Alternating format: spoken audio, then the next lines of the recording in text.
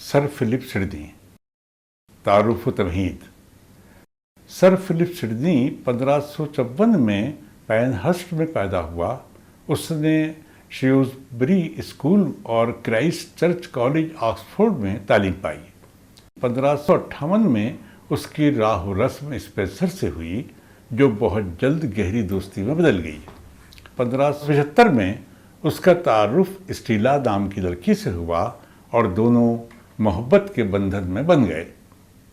ایک شاعر اور ناول نگار کے اعتبار سے اس کی بس ایک تاریخی حیثیت ہے۔ ادبی تنقید میں اس نے غیر معمولی شہرت حاصل کی۔ وہ ایک انسان دوست تھا۔ اس کی شخصیت اور اس کے ادبی کارنامے نشأت ثانیہ کی روح کے بہترین مظہر تھے۔ 1584 یعنی 30 برس کی عمر میں فلیشنگ کے گورنر کی حیثیت سے اس کا تقرر ہوا۔ 1586 میں زفٹرین کی جنگ میں بری طرح زخمی ہونے کی وجہ سے بہت زیادہ مقدار میں اس کا خون بہہ گیا۔ ابھی اس کی کچھ سانسیں باقی ہی تھیں کہ کسی نے اس کی طرف پانی کی بوتل بڑھائی تاکہ وہ جابر ہو سکے، لیکن اس کے نزدیک ہی ایک دوسرا سپاہی زخمی حالت میں پانی کے لیے تڑپ رہا تھا۔ اس سے یہ کہہ کر پانی کی بوتل اس کی طرف بڑھا دی کہ اس سپاہی کی ضرورت مجھ سے زیادہ ہے۔ Thy need is greater than me، اور زندگی سے رشتہ توڑ لیا۔ سڈنی کا ایک معاصر اسٹیفن گاسن تھا نے اسکول آف ایبیوز نام کی ایک کتاب شاعری کے خلاف لکھی، جو سڈنی کے نام معتمد تھی۔ سڈنی نے اسی کے جواب میں ایپولوجی فار پوئٹری لکھی، لیکن اس احتیاط کے ساتھ کہ گاسن کا کہیں نام نہ آ سکے۔ سڈنی نے گاسن کے اعتراضات کا سلسلے وار جواب دیا، لیکن جواب محض جواب نہیں تھا، بلکہ شاعری کی ماہیت، اہمیت، معنویت اور جواز جیسے امور پر تفصیل کے ساتھ بحث کرنے کے علاوہ باستانی شاعری یعنی پیسٹورل پوئٹری، ایلیجی، تربیہ، علمیہ، رزمیہ، غنائیہ، نظم وغیرہ اصناف کی قدر بھی متعین کرنے کی کوشش کی۔ سڈنی نے گاسن کے جن 4 اعتراضات کے شرح و بسط کے ساتھ جواب دیے وہ یہ ہیں۔ نمبر 1، شاعری بے مصرف چیز ہے، اس سے بہتر ایسے بہت سے کام ہیں جو افادہ بخش اور مفید مطلب ہے۔ نمبر 2، شاعری جھوٹوں کی ماں ہے، شاعر خود اپنے مقصد کو غلط سمجھتا ہے۔ نمبر 3، شاعری عقل و فہم کو خراب کرتی ہے، بے عملی کی ترغیب دیتی ہے اور شہوت انگیز عشقیہ جذبوں کی مظہر ہوتی ہے۔ نمبر 4، افلاطون خود بھی شاعری کو جھوٹ کا پلندہ اور اخلاق کو بگاڑنے والا کہتا ہے۔ سبق کا مقصد۔ انگریزی تنقید کی تاریخ میں سر فلپ سڈنی کا ایک اہم مقام ہے۔ ہمارے طلباء مغرب میں کلاسیکی تنقید کی تاریخ کا علم حاصل کر چکے ہیں۔ انہیں یہ بھی علم ہے کہ کلاسیکی رومی تنقید کی خدمات کیا ہیں، لیکن ابھی انہیں انگلینڈ میں واقع سب سے پہلے ہوش مندی کے دور کا علم نہیں ہے۔ ہوش مندی کے دور کے معنی نشأت ثانیہ کا وہ دور جسے انگریزی میں رینائساں کہتے ہیں، کئی اعتبار سے اہمیت کا حامل ہے۔ اسی دور کو دور احیا یعنی ریوائول پیریڈ بھی کہا جاتا ہے۔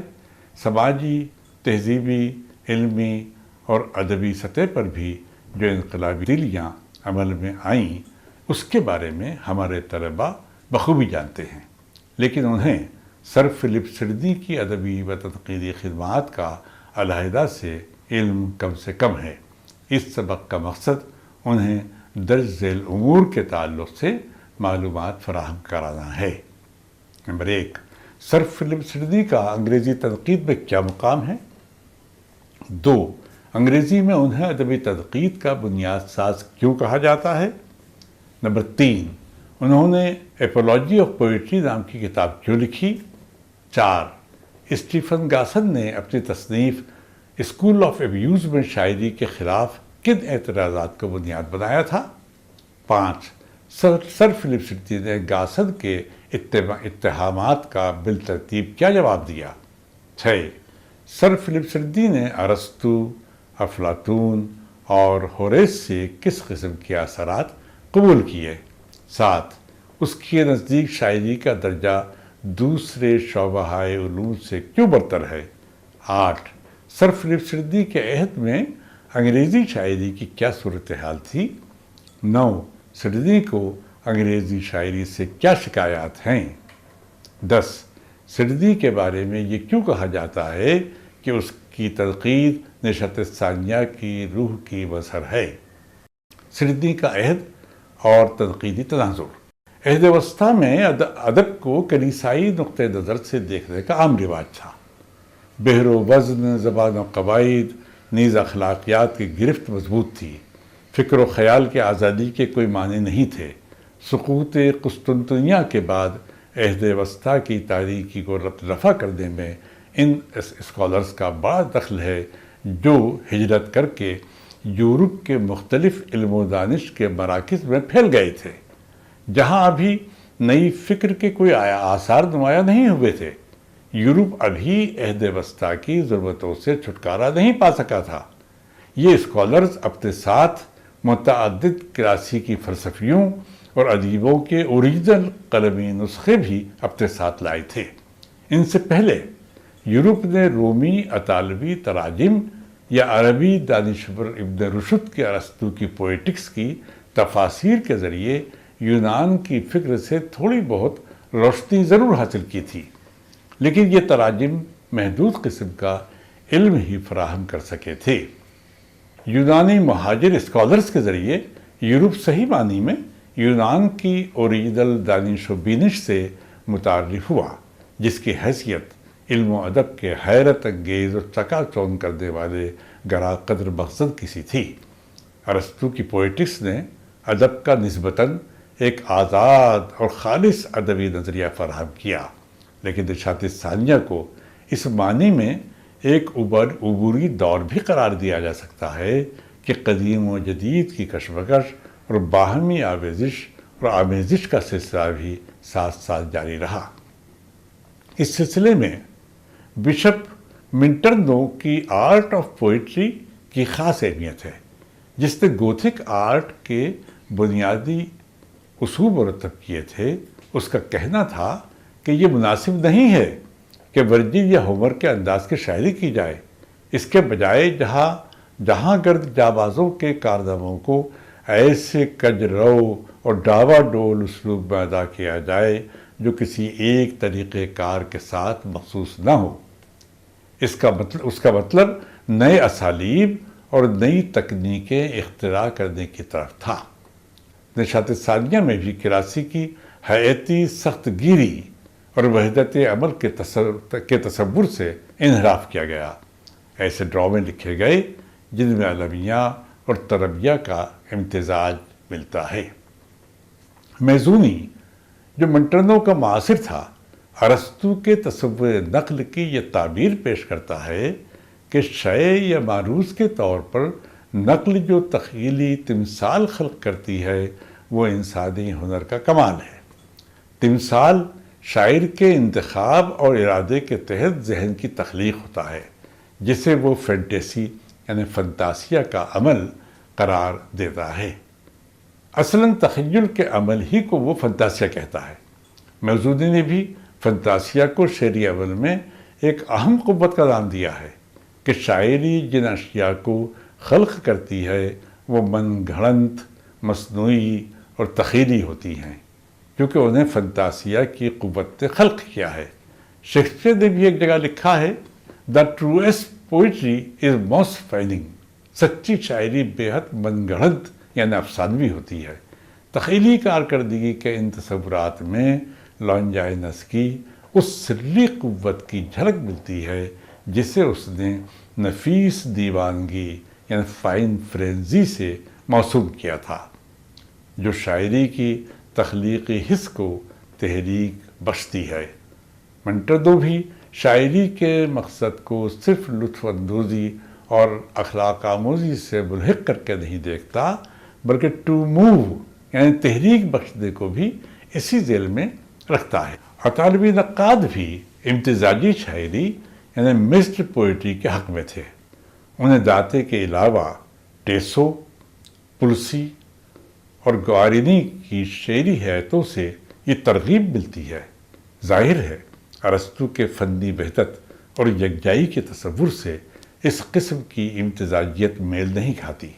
سر فلپ سڈنی شاعری کی دفاع میں کلاسیکی دانشوروں کو ایک سند ضرور مانتا ہے، لیکن گاسن کے تطہیر پسندانہ اخلاقیاتی تصور کے جواب میں اپنے استدلال کے لیے بائبل کی طرف ہی رجوع ہوتا ہے، اور اسی مستعدی کے ساتھ یونانی اور لاطینی شعراء اور فلسفیوں کو بھی حوالے کے طور پر اخذ کرتا ہے۔ اہل روم شاعر کو روشن ضمیر خیال کرتے تھے، جسے ان چیزوں کا بھی علم ہوتا ہے جو پردہ غیاب میں مخفی ہیں۔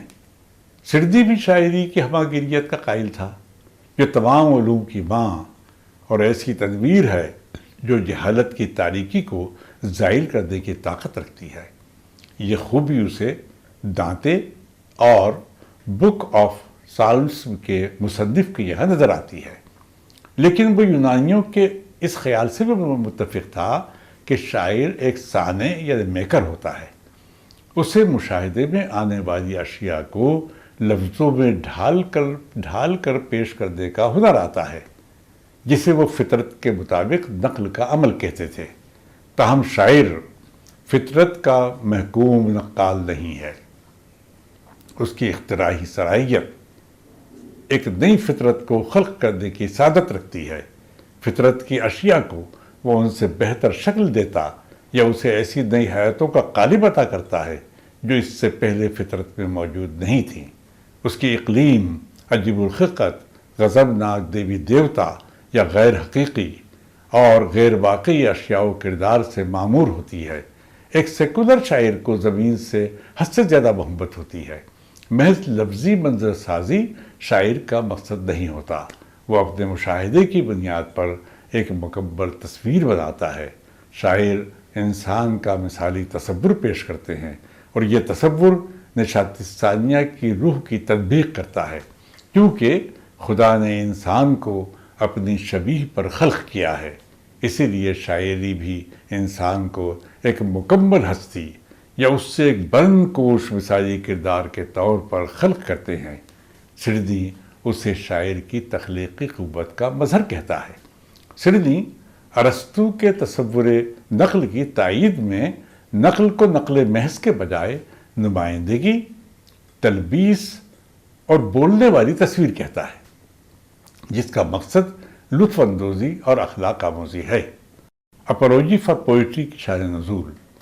گاسن کی کتاب دا ایبیوز آف پوئٹری نشاط ثانیہ کی اصل روح کے منافی ہے، جسے اس نے سردی کے نام معتمد کیا تھا۔ سردی نے گاسن کا نام لیے بغیر اس کے اعتراضات کے بالترتیب جواب فراہم کیے، اور ہر سطح پر گہری سنجیدگی اور استدلال کی منطق کو قائم رکھنے کی کوشش کی۔ سردی نے اپولوجی فار پوئٹری میں شاعری کا دفاع کرتے ہوئے نشاط ثانیہ کی اصل روح کو کسب کرنے کی طرف خاص توجہ کی۔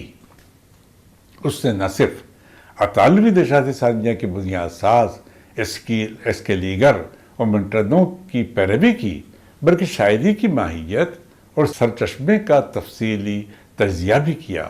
اپولوجی دراصل نشاط ثانیہ کی فتح کا اعلامیہ ہے، جس نے دفاع کیا، تجزیے کے عمل کا نسخہ فراہم کیا، تنقید کے عمل میں استدلال کے جوہر کو آزمانے اور غیر متعلق و غیر ضروری امور سے دامن بچا کر گزرنے پر زور دیا۔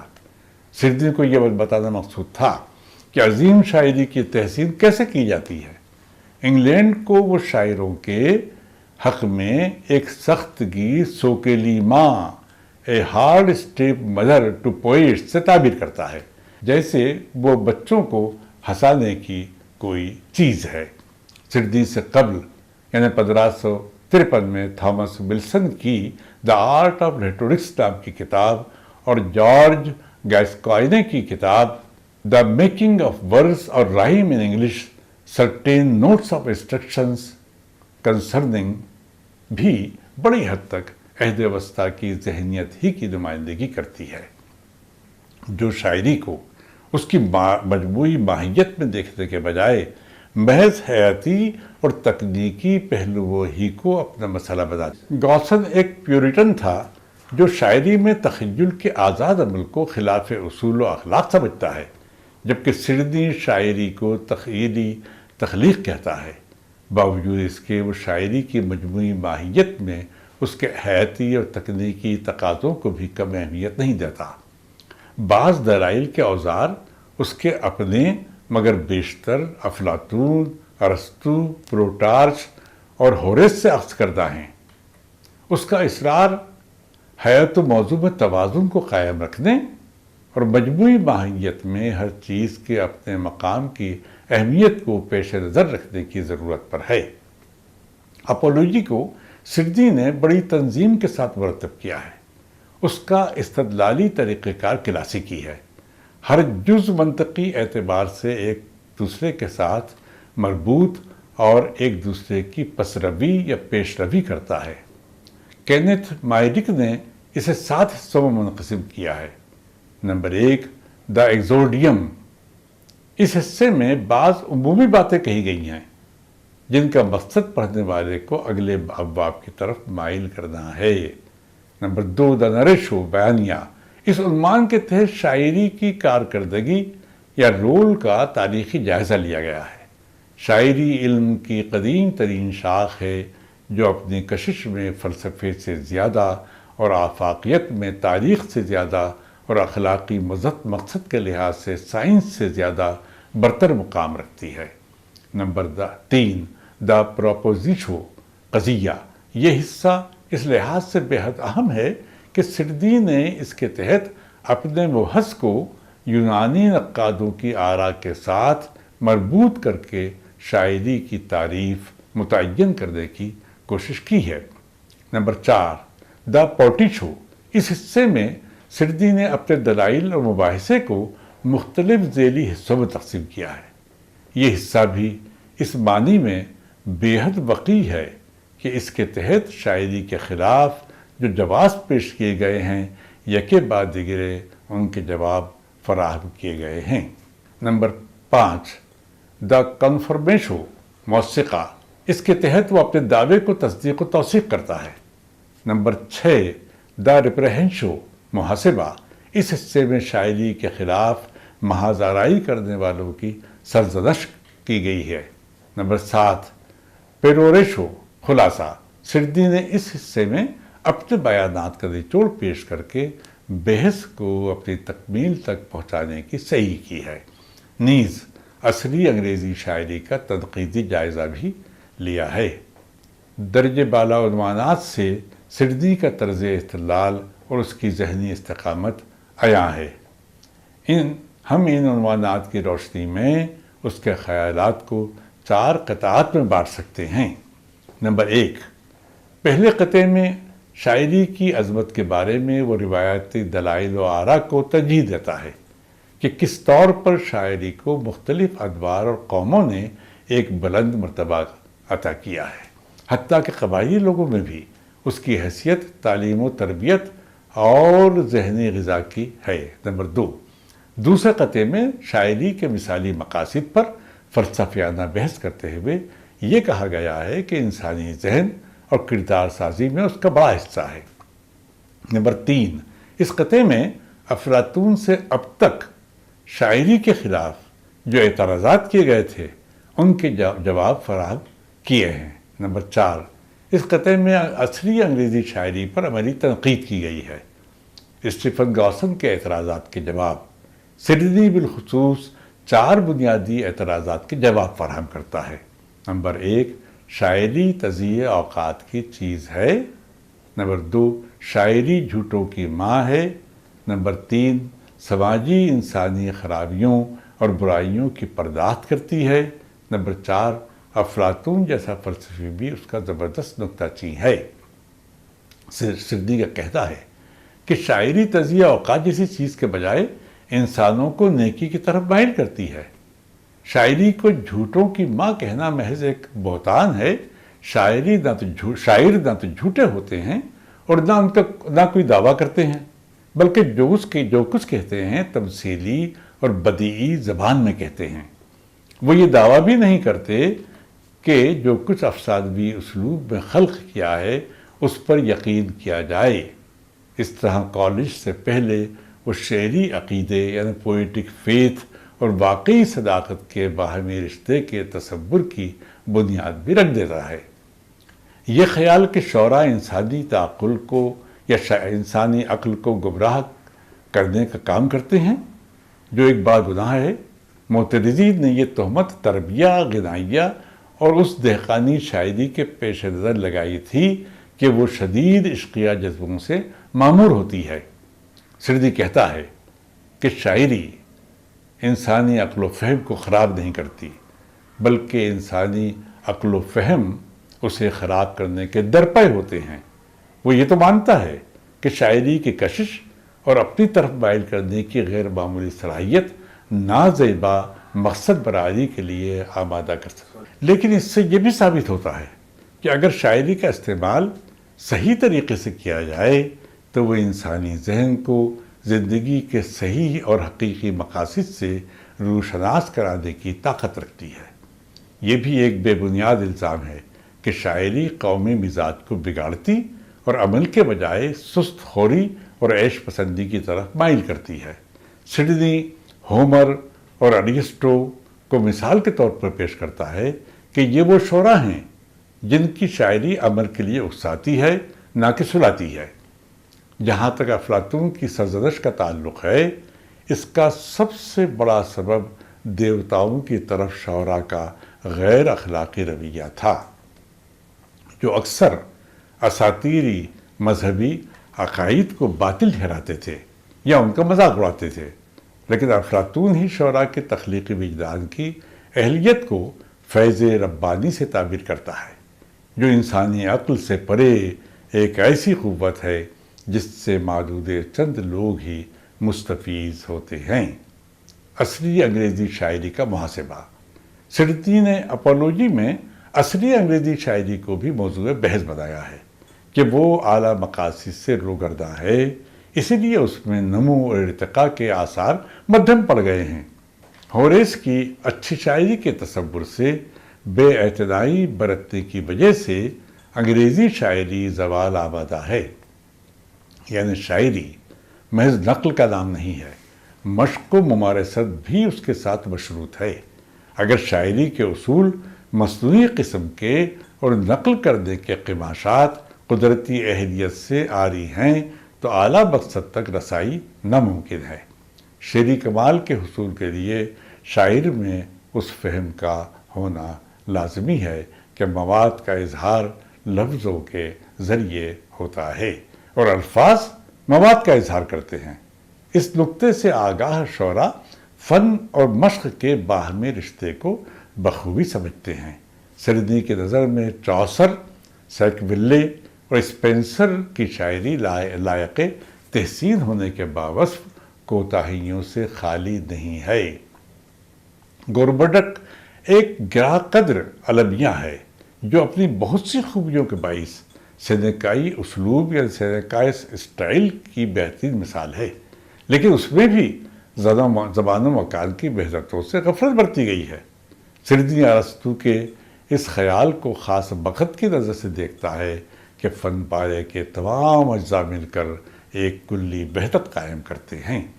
ارسطو کی نفاست یا ڈیکورم کے تصور میں بھی جمالیاتی وحدت کا تصور پنہا ہے، اسی لیے سڈنی ڈیکورم کو برقرار رکھنے کے لیے وحدتوں کی پیروی کو ضروری سمجھتا ہے۔ وہ بادشاہ اور مسخروں کو شانہ بشانہ رکھنے کے بھی خلاف ہے۔ تربیہ کا مقصد بھی محض قہقہہ زنی نہیں ہونا چاہیے جو ان کے جہاں لطف اندوزی کے مترادف ہے۔ سڈنی عہد وسطیٰ کے اس عوامی مذاق اور لوک روایت کے اثر کو وحشیانہ قرار دیتا ہے، جس سے فن پارے کے ڈیکورم یا نفاست کے تصور کی نفی ہوتی ہے۔ سڈنی شعری تلفیظ یعنی پوئٹک ڈکشن کے ضمن میں میکانیکی تدابیر کی بھی مذمت کرتا ہے کہ صرف بحر و وزن پر عبور حاصل کرنے سے کوئی شاعر نہیں بن جاتا۔ بحر و وزن شاعری کو بہتر بنا سکتے ہیں، لیکن یہ اس کا بے حد لازمی جزو نہیں ہے۔ لفظی ہم آہنگی مختلف اجزاء میں ربط و ضبط اور تناسب زیادہ مرجح ہے، وزن و بحر کو بہت زیادہ اوپر سے عائد کرنے کا رویہ عہد وسطیٰ کے قواعد دانوں اور ماہرین بلاغت کی روایت کو دہرانے کے مترادف ہے، جو یقیناً اچھی اور بامقصد شاعری کے لیے سد راہ کا حکم رکھتا ہے۔ انگریزی زبان اس وجہ سے بہترین شاعری کے لائق ہے کہ اس نے کلاسیکی اور ورناکیولر سرچشموں سے فائدہ اٹھا کر اپنے ذخیرہ الفاظ کو وسعت بخشی ہے۔ سڈنی کی تنقید کی قدر و قیمت۔ سڈنی 1554 میں پیدا ہوا اور 1586 کو وفات پائی۔ اس کی اپولوجی فار پوئٹری 1574-75 کے ارد گرد مکمل ہو چکی تھی، لیکن اشاعت اس کی موت کے 9 برس بعد عمل میں آئی۔ یہ پورا عہد الزبیتھ تحکمانہ تنقید کی مثالوں سے معمور ہے۔ ان مباحث میں قواعد، زبان، عروض، آہنگ اور بیان کے مسائل کو زیادہ سے زیادہ بنیاد بنایا گیا۔ جارج گیسکوئن نے کنگ جیمز چہارم، جارج پٹنہم، تھامس کیمپین اور سیموئل ڈینیل کے مباحث میں عروض، آہنگ، بیان، قواعد اور احتساب کے پہلو پر زیادہ تاکید ہے۔ مغربی یورپ اور انگلینڈ میں 16ویں صدی اسی قسم کی تنقید سے عبارت ہے۔ 17ویں صدی میں ڈرائیڈن کے ساتھ یہ رجحان زوال کو پہنچ جاتا ہے۔ نوجوان شعراء اب بھی قواعد دانوں اور ماہرین عروضیات کے گہرے اثر میں تھے۔ سڈنی اور اس کے حلقے نے نظری تنقید کے ان تصورات کی آبیاری کی جنہیں انہوں نے اسپینی اور اطالوی نقادوں جیسے وائیوز اور جیسی اسکلیگر سے اخذ کیا تھا۔ انگریزی میں رچرڈ ویلس نے ڈی آرٹ پوئٹیکا میں پہلی بار اس طریقہ کار کا استعمال کیا۔ سڈنی کی اپولوجی فار پوئٹری اس کے فوری بعد لکھی گئی، لیکن 1595 میں شائع ہوئی۔ ویلس نے اپنا رسالہ لاطینی میں لکھا تھا، لیکن سڈنی نے انگریزی کو ترجیح دی اور بر اعظم یورپ کے سرچشموں سے بھی استفادہ کیا۔ وہ شاعر بھی تھا، لیکن ادب میں اس کی دائمی قدر اس کی تنقید کی اعلیٰ ترین مثال سے وابستہ ہے۔ سڈنی ہی نے ادبی جمالیات کی بنیاد سازی کی۔ سڈنی کے عہد میں نقاد کم شاعری کے استاد زیادہ تھے، جو شعراء کو یہ تلقین کیا کرتے تھے کہ شاعری کیسے کی جاتی ہے اور بہتر شاعری لکھنے کے اوزار کیا ہیں۔ سڈنی کے علاوہ بیشتر نقادوں کا خطاب شعراء سے تھا۔ انہیں شاعری کے قاریوں کی دلچسپی یا ان کے رجحان سے کوئی دلچسپی نہیں تھی۔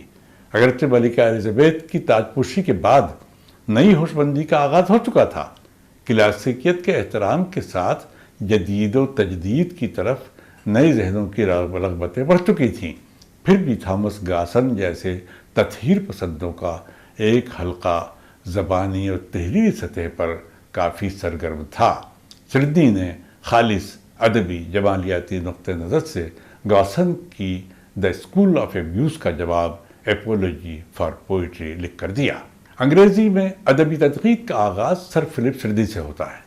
وہ بنیادی طور پر شاعر تھا اور اپنے عہد کی روح کے تقاضوں کو بخوبی سمجھتا تھا۔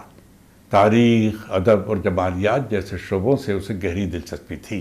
یونان اور روم کے کلاسیکی دانشوروں اور نقادوں سے اس نے بہت کچھ اخذ کیا، لیکن جا بجا اپنے دلائل بھی پیش کیے اور قومی مطالبات سے بھی روگردانی نہیں کی۔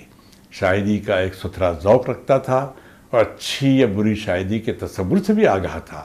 مختلف زبانوں کے ادب سے بھی اس کی گہری رغبت کا پتہ چلتا ہے۔ وہ اکثر یونان اور روم کے علاوہ آئرستان، ترکی، نارمن دور وغیرہ کے مساقی مثالوں سے اپنے دعووں کو معتبر بنانے کی کوشش کرتا ہے۔ سڈنی کا عہد نشاط ثانیہ اور عہد الزبیتھ سے تعلق رکھتا ہے۔ اس عہد کی شناخت جدید کے ساتھ تجدید سے بھی ہوتی ہے۔